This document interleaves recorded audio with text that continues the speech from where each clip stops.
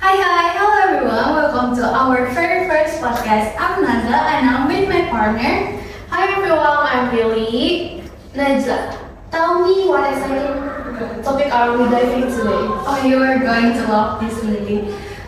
Today we're talking about educational psychology. Specifically, we're focusing on learning styles and cultural factors in Indonesia. Sounds interesting, doesn't it? Oh, super interesting. But wait, I feel like today is extra special. What? Tell me.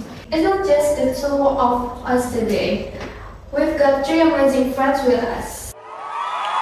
Come on guys, introduce yourselves. Hello everyone, I'm Naura Chandika. Hi, I'm Vidya Chandika. Hi all, I'm Dona Peveni Sadila. Wow, what a fantastic lineup we have today. And thanks for joining us everyone. So, are you ready to explore this super cool topic? I definitely can't wait. Yep, I'm super excited to share some insight. Yes, I'm here. Let's get started. Okay, before we dive into learning styles in Indonesia, let's first get to know an important figure in educational psychology.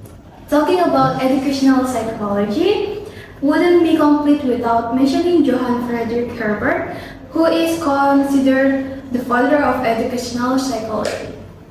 Exactly. In Herbert's view, the process of understanding something helpfully relies on an individual's ability to recognize connection between the ideas and the knowledge they already possess. This concept is still widely applied in education today and is known as appreciation, one of the essential steps in teaching and learning activities. According to you guys, why is educational psychology is important? I think educational psychology is useful for helping teachers and future teachers to develop a better understanding of education and its processes. Absolutely, Naura. I'd like to add that educational psychology also helps solve problems in the field of education by using structure and systematic methods. Yes, and let's not forget how it connects everyone involved in education, such as student, teacher, parents, administrator, and the community. Educational psychology ensures that each person plays their part effectively, creating a harmonious and efficient environment to achieve educational goals. Alright then, let's kick things off. So, here's the big question. What makes learning styles in Indonesia so unique? Nara, want to take this one? Of course. So, here's the fun part. Learning styles in Indonesia are like colorful batik patterns, diverse and influenced by our culture. Most Indonesian students thrive in group settings thanks to our collectivist culture. We love working together, sharing ideas, and creating harmony in learning. It's like a group project but with extra stacks and laughs. That's a great point, Naura. I'd like to add that Indonesia diversity also plays a significant role. We have over 17,000 islands and hundreds of ethnic groups, which means students from different regions might have different learning preferences. For example, students in urban areas often adapt to technology-based learning, while those in rural areas might rely more on traditional face-to-face interaction.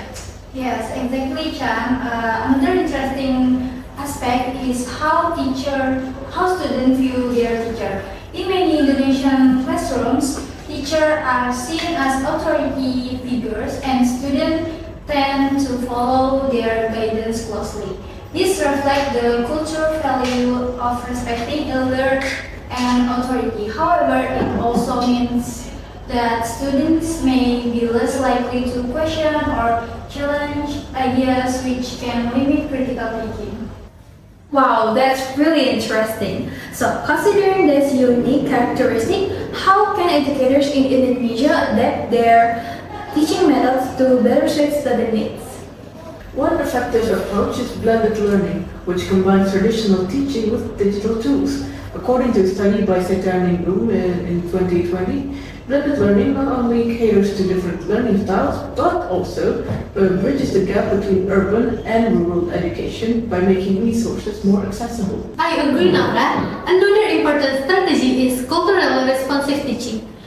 This means integrating cultural elements into the curriculum, such as using local stories or traditions to explain concepts. This approach helps make learning more relatable and engaging for students.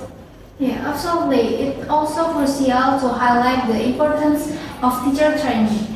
Teachers need to equip with the skill to recognize and address diverse learning style in their classroom. With and study by Raharjo found that when teachers are trained to be more flexible and inclusive, students tend to perform better academically. Those are fantastic suggestions, but I'm curious, what about the challenges? Are there any obstacles in implementing these strategies in Indonesia? One major challenge in the unequal access to technology, especially in rural areas. While urban schools might have the infrastructure for digital learning, many rural schools still struggle with basic resources. And another challenge is the mindset shift required from both teacher and students. Transitioning from a teacher-centered approach to a more student-centered one can take time and effort. It's not just about changing methods, but also breaking traditional habits. That's true. Another important factor in the cultural aspect, in a society where respecting authority is highly valued, encouraging students to be more active and critical thinkers can be a bit tricky.